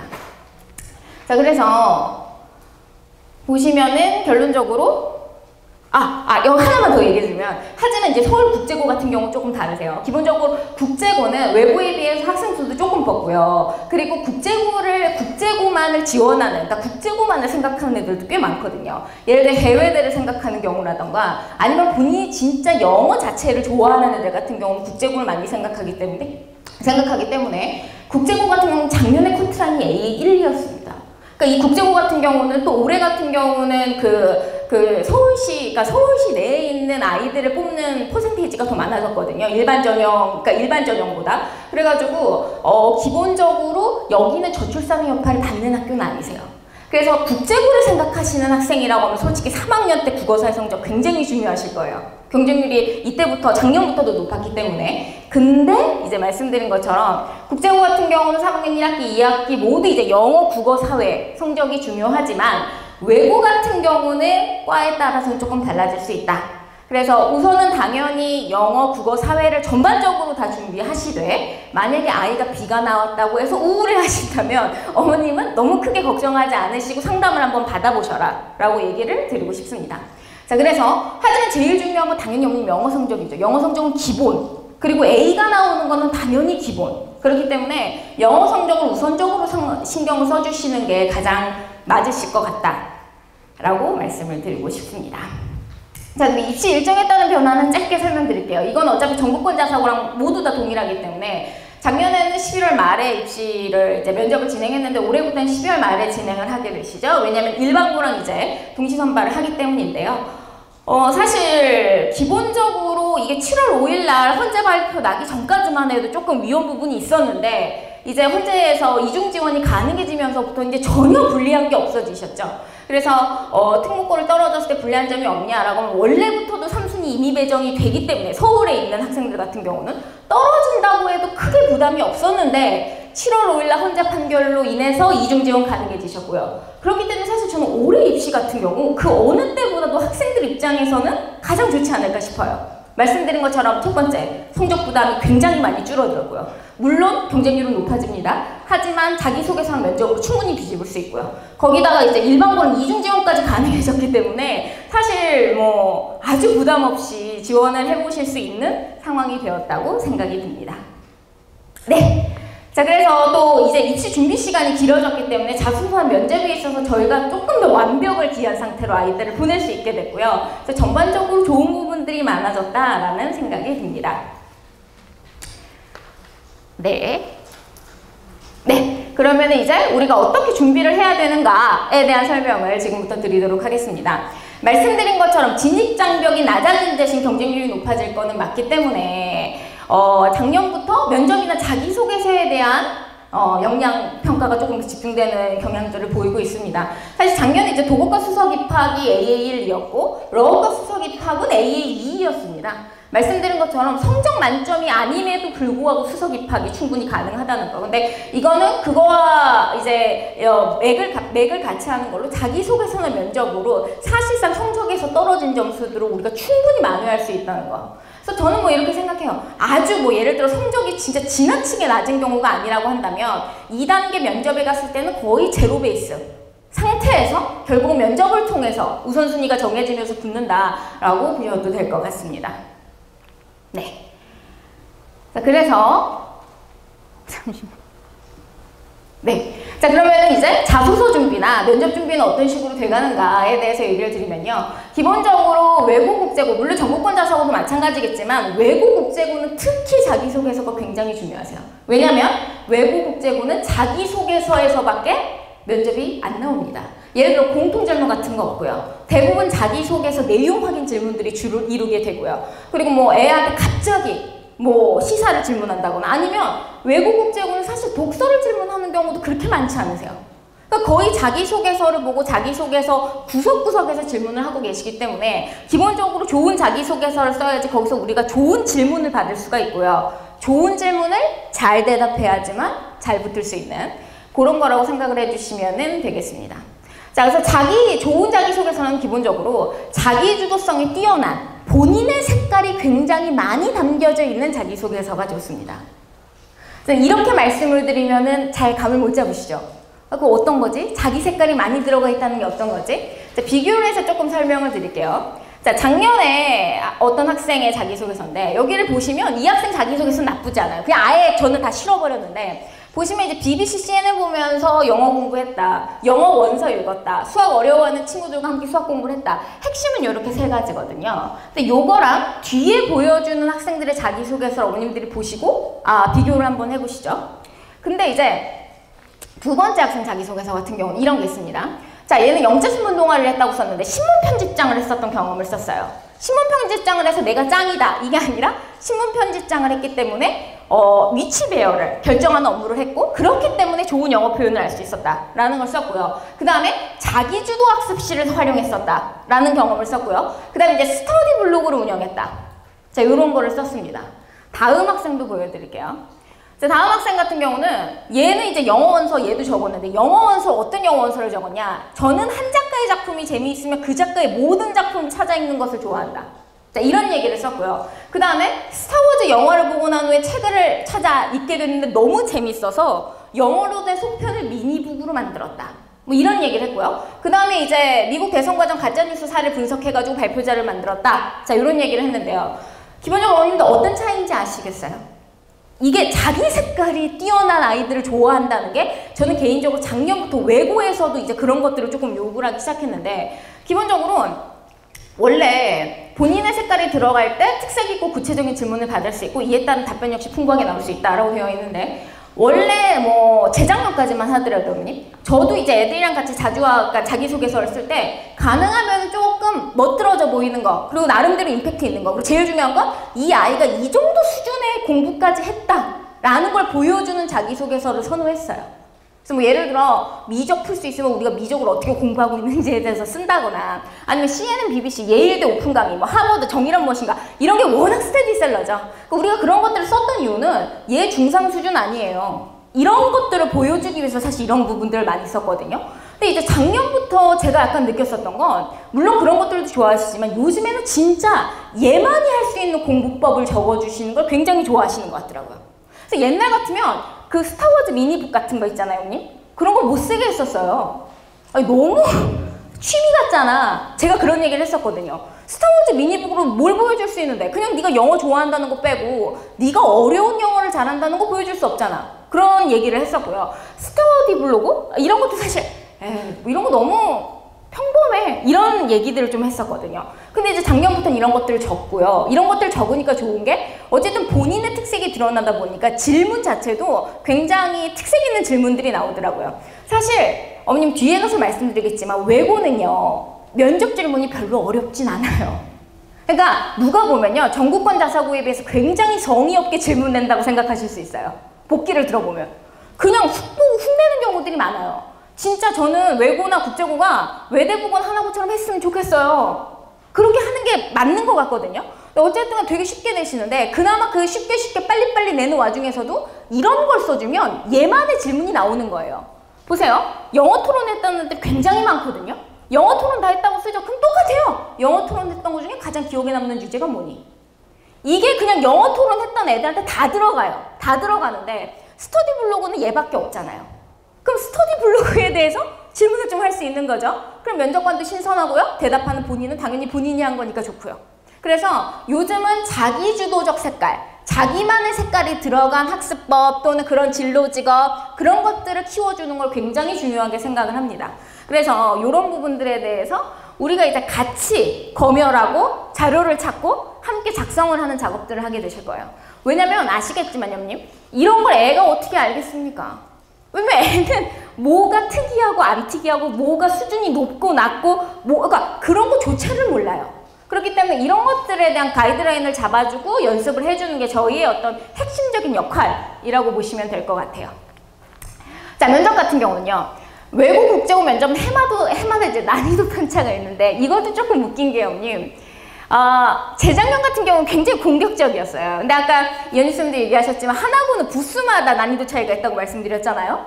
외고 국제고는 연도마다 차이가 좀 있어요. 너무 웃겼던 게 재작년에는 굉장히 공격적으로 면접을 했어요. 명도외고 같은 경우는. 그래서 1면접실, 2면접실 2개가 있거든요. 명도외고는. 그러니까 두 반이 있는 학과들은 면접실이 2개예요.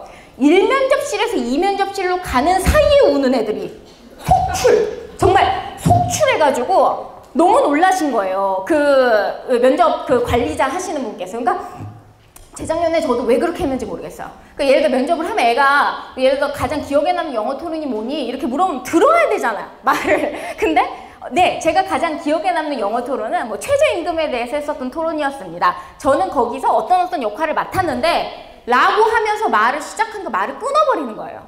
아, 오케이. 알겠어. 학생 미안한데 우리가 지금 빨리 해야 되거든. 뭐 이런 식으로 해가지고 애 말을 다 끊어버리니까 우리 애가 아주 역사적인 말을 했죠. 면접관들이 자기 얼굴이랑 목소리 확인하려고 부른 것 같다. 그러니까 그 정도로 내용을 안 듣고 1면접실에서 2면접실 갈 때 울어버리니까 2면접실 망하고 그 다음에 오전반 애들은 그 대기실 들어갔다 다 같이 나오거든요. 문제 유출 때문에. 대기실이 다 울음바 되었다는 거예요. 그래가지고 이거 왜 이러지? 외고 면접도 이제 공격적으로 바뀌나? 라고 생각했더니 작년에 어떤 일이 일어났는지 아세요? 너무 작년에 씻고 무난하게 낸 거예요. 그래가지고 얘기 다 들어주시고 고개 막 다 끄덕끄덕 해주고 뭐 이런. 그래서 애가 무슨 얘기를 했어? 이걸로 변별력 가릴 수 있을지 모르겠다고. 본인이 면접 보고 나온 본인이 그런 얘기를 할 정도로. 그러니까 제가 봤을 때는 근데 어찌됐든가 그래도 핵심적인 결론은 외고국제고 같은 경우는 면접이 말씀드리지만 자기소개서 위주로 질문이 나오기 때문에 면접 자체는 그렇게 어렵진 않아요. 그리고 외고에서 면접의 전형이나 아니면 면접의 구성을 바꾸는 건 굉장히 모험이기 때문에 제가 봤을 땐 이렇게 분위기로 나름대로의 변별력을 주는 거예요. 분위기를 압박적으로 했다가 뭐 느슨하게 했다가. 왜냐면 면접 질문은 어쨌든 자기소개서에서 위주로 내주니까. 자, 이렇게 하다 보니까 기본적으로 해마다 약간씩 차이가 있기는 한데 결론적으로 말씀을 드린 것처럼 이건 뭐 하나고도 마찬가지고요. 다른 학교 면접도 다 마찬가지지만 어떤 질문이 어떤 분위기에서 나오느냐에 상관없이 우리 애가 들어갔을 때 자기가 할 말을 무조건 하고 나와야 돼요. 그걸 하겠다고 지금 5개월 동안 준비하는 거거든요. 그래서 이런 것들은 그냥 알고만 계시라는 거죠. 이게 우리 아이한테 절대 영향을 줄 수는 없어요. 근데 대부분 이제 외고나 국제고 어떤 면접들의 분위기는 이런 식으로 이루어진다는 거. 자, 이제 실전 면접에 대한 대응력을 키우는 게 굉장히 중요합니다. 그래서 사실 이런 게 있어요. 저도 몰랐는데 기본적으로 정말 혼자 준비하는 학생들 같은 경우는 들어가서 면접관이 어떤 질문을 했을 때요. 잘 모르겠는데요. 이렇게 대답을 하는 거에 대해서 전혀 이상하게 생각하지 않는데요. 이제 붙은 그러니까 자기가 그 대기실에 오전반에 모여 있다가 나올 때 우리 애가 그 혼자 준비한 애랑 얘기를 해보다가 깜짝 놀란 거야. 왜냐면 잘 모르겠는데요 라고 지나간 질문이 3개나 있었대요. 근데 기본적으로 형님 CNC에서 준비를 하죠. 그런 거 상상할 수도 없어. 아니 아무 말도 안 해? 어떻게 그런 일이 있을 수 있어? 그 정도 상태까지 가요. 어떤 질문이 나오든 무슨 말이든 한다라는 게 우리의 기본 베이스이기 때문에 뭐 아무 말도 안 한다? 아니면 뭐 자기소개서가 분량이 안 나와서 걱정이다? 아예 그런 기초적인 걱정은 하시지도 않아도 돼요. 그게 이제 실전 면접에 대한 대응력을 길러드린다는 말씀인 거고요. 그 다음에 이제 기본적으로 이제 커리큘럼에 대해서 말씀드리면 말씀드린 건 자기소개 시작부터 면접의 끝까지 함께하는 것이 CNC 면접 수업이고 저는 그 어떤 학원의 입시 커리큘럼에 비교해도 가장 체계적이고 꼼꼼하다고 자신을 합니다. 사실 이 정도로 시간을 투자해가지고 면접 준비하는 경우 별로 없어요. 뭐 대치동 가서 찾아보셔야 될 거예요. 대부분 어머님도 그런 얘기해서 굳이 이거 4, 5개월씩 할 필요 있어? 4, 5개월씩 하니까 지금 사실상 이 정도의 아웃풋이 나오는 거거든요. 그래서 정말 말씀드린 것처럼 뭐 자기소개서 1500자 쓰죠, 어머님. 거기에 해당하는 질문을 180개, 200개씩 만들어서 같이 합니다. 자기소개서 첨삭이요? 이런 것들 뭐 예를 들어 뒤에 가서 말씀드리겠지만 공통점사뿐만이 아니라 개별 첨삭은 횟수 제한 없이 들어가요. 막판 가면 애들이랑 같이 밤새는 거 일도 아니거든요. 그래서 기본적으로 이런 것들에 대해서 어느 정도 믿고 함께 해주시면은 그 믿음에 대해서 보답해 드릴 수 있고요. 커리큘럼은 이런 식으로 진행이 됩니다. 사실 커리큘럼표는 앞에 저희 학원에 따로 있으시거든요. 잠깐 설명을 드리면 앞에 초반 4주는 자기소개서 이론 강의가 진행이 되세요. 그래서 중3 아이들이 쓰는 1500자 자기소개서가 어떤 식의 내용이 들어가야 하는지에 대해 설명을 드리고요. 그 다음에 이제 면접이 시작이 되죠. 면접 같은 경우도 항목마다 기초질문, 심화질문, 확장질문으로 해서 자기소개서에서 아주 빈틈이 안 나오게끔 준비를 해드려요. 그러니까 뭐 줄마다 질문 2개씩 뽑아내는 거죠. 그래서 이렇게 이제 진행이 되고 모의 면접이 3번이 들어가게 되시고요. 이 모의 면접 같은 경우 외부에서 사람이 와가지고 익숙한 제 얼굴 보면서 준비하는 게 아니라 아주 익숙하지 않은 처음 보는 사람 앞에서 얘기하는 모의 면접 질문이 준비가 되십니다. 그래서 보시면 자기소개서 같은 경우는 학교 설정과 진로 설정 가장 기본이죠. 그거부터 같이 들어가요, 언니. 우리 애는 꿈이 없는데 다 꿈 없어요. 지금 오는 애들 중에 저는 뭐 할 거예요 라고 정확히 있는 애들 별로 많지 않고요. 그거 아세요, 언니? 왜요? 중3 면접은 고3이랑 다른 게 중3 내내 꿈이 안 바뀌는 걸 외려 이상하게 생각하세요. 왜냐면 이 나이 때 애들은 당연히 꿈이 바뀌는 걸 당연하다고 생각하지. 이 중학교 1학년이 어떤 나이예요, 언니? 어린이에서 바로 올라온 나이예요. 그 나이부터 중3까지 꿈이 하나인 게 사실 더 이상한 거죠. 그래서 그런 어떤 학교 설정과 진로 설정부터 시작을 해가지고요. 그에 맞는 자료를 찾는 방법 다 안내에 들어갑니다. 어디서부터 자료를 찾아야 되죠? 당연히 모르죠. 그래서 그거 어디서 자료 찾으면 좋은지, 그리고 그 자료가 좋은 자료인지 나쁜 자료인지 이런 것들에 대해서 다 체크가 들어가고요. 그 다음에 이제 그 자기소개서 첨삭 같은 경우는 공통첨삭이라고 해서 날짜 지정해서 무조건 첨삭받아야 되는 게 3번이고, 말씀드린 것처럼 본인이 원하면 개별 첨삭 들어가는데 이거는 학생의 의지에 비례합니다. 본인이 10번 받고 싶으면 10번 다 해줘요. 그거를 선생님들 입장에서 먼저 거부하는 경우는 아마 한 분도 안 계실 거예요. 자, 그 다음에 면접 같은 경우는 자기소개서 각 영역에 맞는 기초심화 확장 질문들을 주마다 돌아가면서 합니다. 그래서 말씀드린 것처럼 처음에는 조금 쉽게, 2주차부터는 약간 거기서 한번 꼬아서, 3주차 확장은 사실상 자기소개서에 벗어난 질문, 이런 식으로 해가지고 어떤 질문이 나오든 그거에 대해서 충분히 대답할 수 있게끔, 그리고 피드백과 코멘트가 진행이 됩니다. 자, 그래서 저는 이제 마지막으로 드리고 싶은 말씀이 5개월은 어머님들께 받은 씨앗을 받아서 꽃을 피우는 과정이라고 생각을 합니다. 자, 이게 뭐냐면 제가 오늘 설명회를 시작할 때 어머님들한테 무슨 말씀을 드렸냐면 부담감과 함께 굉장히 설레는 마음이 있다라고 말씀을 드렸어요. 왜 설레는 마음이 있냐면요, 어머님. 이 입시 수업이라는 게 굉장히 매력적인 게요. 끝나고 나면은 그 보람이 이루 말할 수가 없어요.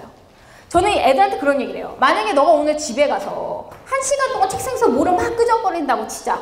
엄마가 와서 물어봐. 너 뭐하니? 근데 애가 대답하는 거죠.